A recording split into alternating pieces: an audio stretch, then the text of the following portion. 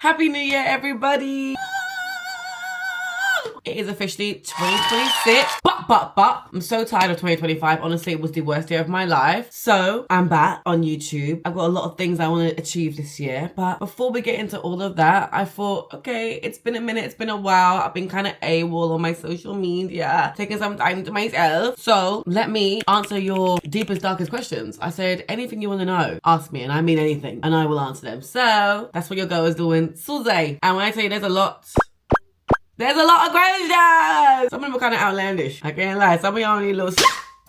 Let's just get into it, because I'm back. YouTube, I'm back. This is where I want to be. As I get ready to go out and clean my yard, let's do some questions. And of course, I'll answer the most uncomfortable question at the end. So,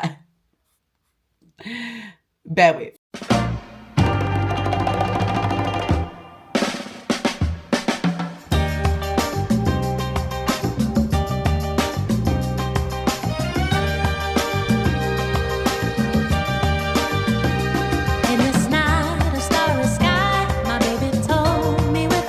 Let's start with something sweet. Someone actually asked me, how you been so far? I remember you from YouTube days. I'm proud of you. You remember the throwback videos, and I appreciate you for that. How have I been? Yeah, honestly, as I said at the beginning of this video, 2026 is actually the worst year I've ever had in my whole entire life. Was it not like complications when I was pregnant, constantly being ill? My health has just been minus 1,000. Like, even though Momo was born, I think that was the only, and I'm telling you, the only joyous moment for me. I didn't even get to appreciate that fully because you're in the midst of postpartum. And I thought I escaped postpartum depression this year, but it came in a different form. But we'll get into that later. So how am I right now? It's a new year, so I'm doing better. But yeah.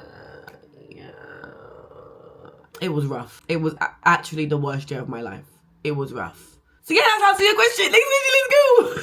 I'm like, should I answer another question while baking? Do you know what? I might as well do 2 for 2. Let's do 2 for 2. How's it like having 2 kids close together in age? I'm thinking of having another one. Girl, let me tell you something so real. If you're gonna have another kid, is it for you or is it for that baby? If it's for you and they're close in age, no. Just no. If it's for that baby, which is the reason why I had another kid, because I was like, oh my goodness, I would love for my daughter to grow up with siblings. I love the fact that I grew up with sisters, and I feel like I didn't want an only child because I didn't want, first of all, only child syndrome. And I don't care what y'all say. I know some of y'all are only child, but I've met so many only childs in my life, and they never function the way that they do when you have a sister. You know what I mean? Like, so who are you doing this for? Is your first question. Do you know what? Let me just bake.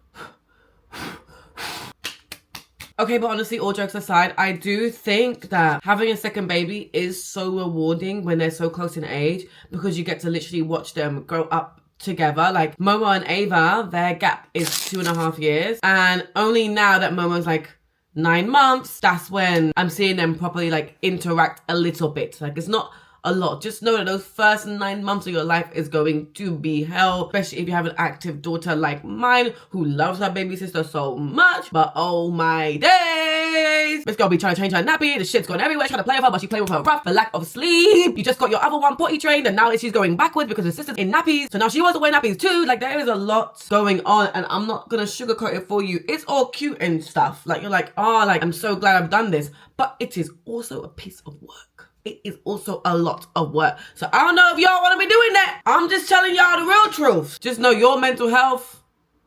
Yeah. It doesn't matter how supportive your man is. It doesn't matter. Because now there's 2, not just 1. And if the first one is driving you up the wall, the second one, Lord, the baby ain't the problem. So all I gotta say. Just know that first year gonna be rough. And everyone tells me it gets easier after that. So I'll let you know in another year's time to see if it did get easier or if I'm still struggling. But yeah, that's my honest opinion. Next question. Makeup's done. Let's clean this bedroom and answer some more questions. What is my relationship with alcohol now? That's a good question. Before I start cleaning, I'm doing anything to procrastinate this cleaning. My relationship with alcohol is actually decent now. So obviously I was so stressed last year. I drank my sorrows away. I did. And that got me really sick. I had gastritis. That's when you mix alcohol and stress together. The inner lining of your stomach or liver, whichever one it is, sheds, and you get next level pain, like as if you're giving birth, but even worse, I'm not even joking. My relationship now with alcohol is, I can't just like do the extreme version where I'm like, do you know what? Let me just quit. But yeah, honest to God, without all the jokes, my max is 3 drinks. Because before I had no max, and it was 10 drinks. Before I would drink every single night because I was so stressed. This went on for like a whole year, by the way. My boobs dried up with the breast milk and I was like, great, now I can get to the real heavy stuff. Let's get to the wine. All the mums like, it's normal. You can have a glass of wine after the kid goes to bed, which is normal. I was having 5 glasses of wine, so that wasn't normal. My relationship now is that I don't drink when the kids go to bed. I don't drink during the week. I only ever drink on a night out or a celebration or an event, and my max is 3 drinks. That is my max. And do you know what? I've been so good for like, what, 4 months? I've been really good. And it made me just realize that I'm still a vibe. I'm actually still a vibe. Because your girl started to rely on the alcohol. And cool, yeah, it was a bit litty, a bit too litty. But now it's not like that. Now I remember that I've always been that girl with or without the alcohol. So that's the answer to your question. A bit long-winded, but needed. Let's clean, quickly. Who remembers these phones? LG Cookie. Like, who remembers? Anyways, let's do a speed round of questions that are all Traitors related, okay? Number 1. Who was your favourite person apart from Amani in season 3 of Traitors? Freddie. Next. What were the rooms like on Traitors? Can you tell us a little bit about behind the scenes?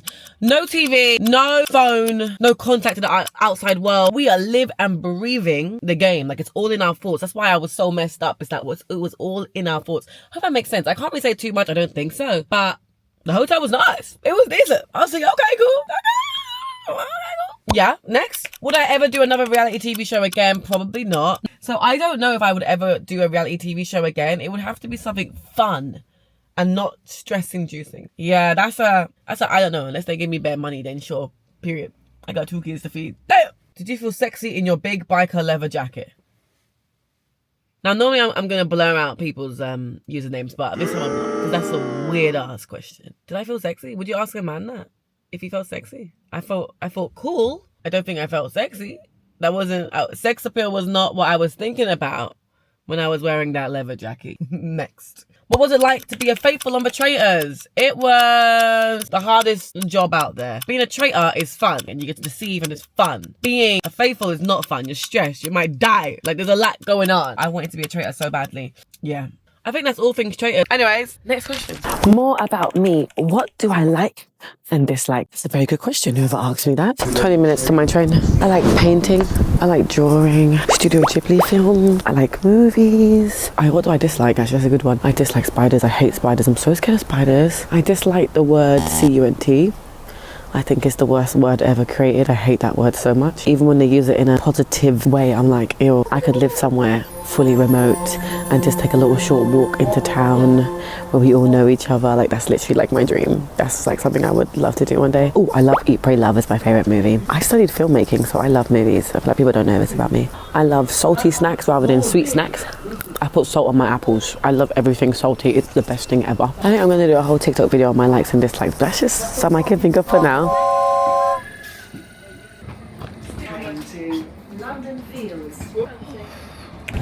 Hey Isis. Yeah, you alright? I'm on the train. Do I want more kids? Hell no. All of my kids were surprises, so I don't want any more surprises. But I'm very happy with the 2 that I have. I don't think I would even be able to cope with 3 kids. So, yeah. Guess who's here? I'm at the cafe now, Maria. We're doing some work, so I thought, let me answer a question while I'm here. Let's do this. How long did it take to conceive both of my kids? 5 seconds. Yeah, I'm not even joking. I took off the patch both times because I was depressed. The first time, I'm not even lying to you, one day. The next day, I got pregnant. Yes, I'm very fertile. There was a moment in time where I thought I wasn't that fertile, but yeah, I'm very fertile. I'm very fertile. Am I happy I had kids the age that I had them? Yes and no. Yes, because I'm young. I have the energy to deal with my energetic child. My mum and dad are always saying, do you know what, I'm glad you had kids this age because we still have the energy to run around with them. Whereas, like, no joke, my dad's getting like pretty old now. He's 60 something. I don't know. Honestly, I don't know how old he is. He was like, if I waited on your sister, I would have been struggling to look after the kids. So that is one of the good things. I'm young. Negative is the fact that I'm young. My auntie asked me this question and it was like, if you could go back and you didn't have any kids, would you go back? And at first I was like, well, yeah, why wouldn't I? I didn't even want kids to begin with, but why wouldn't I? go do that. Like, it's so like restricting having children. So much has happened since having children. Like, why would I do that? And then she was like, I feel like you're looking at it so wrong. Whatever lesson you feel like you've learnt with the kids, you would have learned that even if you were by yourself. God just would have given it to you in a different way. And not to get too holistic with you, but I totally agree. I feel like this is just the way my life was meant to be. When you come to peace and terms with that, you won't compare yourself anymore. And I'm so used to comparing. Like, my whole life is a comparison. I compare my job because, yeah, doing my job, it would be easier without kids. I compare everything. Compare. But I don't want to do that anymore. I'm really happy with my life, even though it's a struggle sometimes. It's a really big struggle sometimes. So yeah, I'm glad I had them at this age. But if I'm was to tell my girls when they grow up, I would say wait. Like, they changed my life for the better, but you can't be selfish anymore. And I feel like in your 20s is the time to be selfish, you know? It happens. Like, that's just my honest truth. I feel like as well, I have family. I got a lot of family around me. I've got good friends, but really I got family. My support system's amazing. If you don't have that support system, 100%, I would say really think about it before you think about having kids. Yeah. Next question. Yeah, something to ask me, Maria? What are the fucking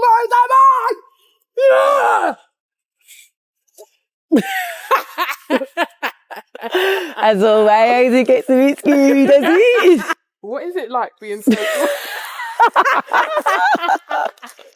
That was too much. There was too many people around us. It's too awkward. What is it like being so gorgeous?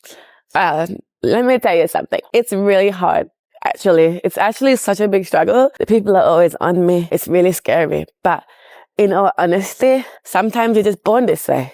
Sometimes you just got it.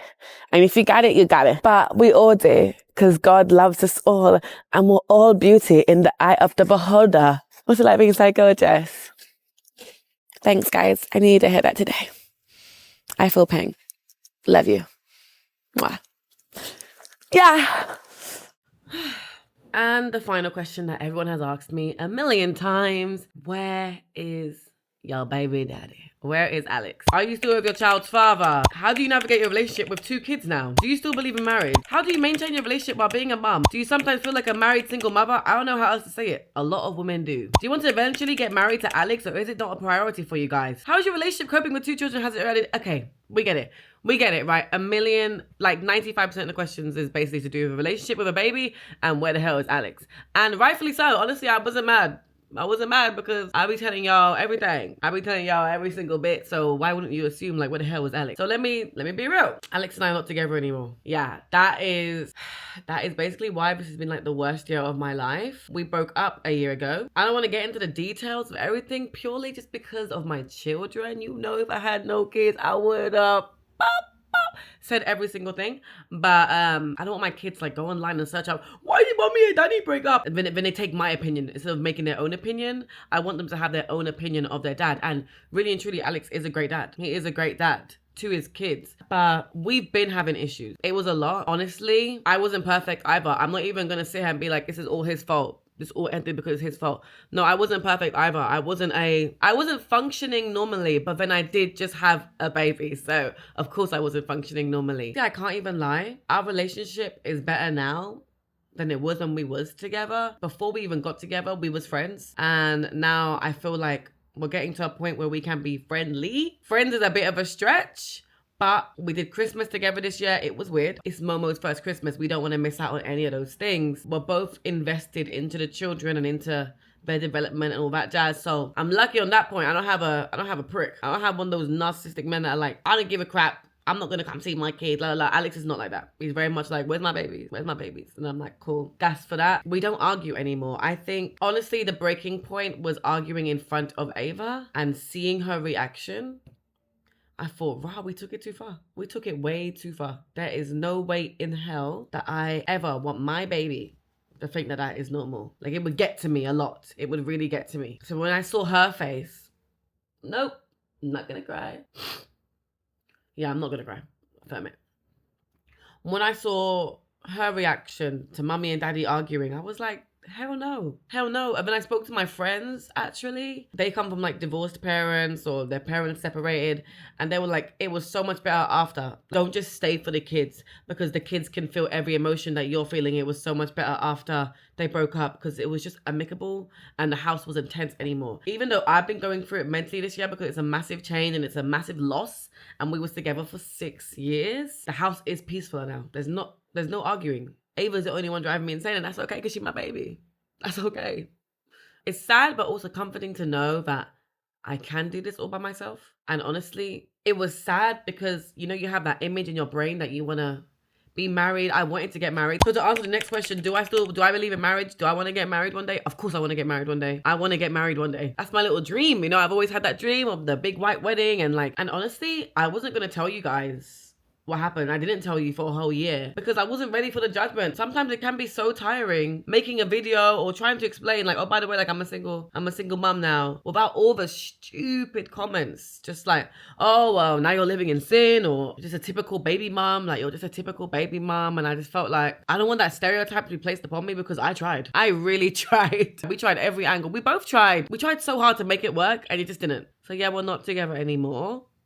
I am navigating mum life, single mum life. It's very weird. It's a very weird experience. You are exhausted, but I can do that in a whole other video. So yeah, I hope that made sense, but honestly, I'm so happy with my decision. It's so much better now than it was when we was together. For both of us, I think. I'm trying to navigate this whole co-parenting situation, but anyways, thanks for watching. And like, comment, subscribe. You know what it is. Support me, guys. Please, I'm struggling. I love you all down bad. I actually do, which is so weird. I never thought I would ever say that, but I actually do. I love you all down bad. Thank you for all your support. Thank you for your messages of encouragement. Let's make 2026 our year. And yeah, that's it. Bye. I'm free from the shackles of lying that I'm in a relationship. Anyways, bye.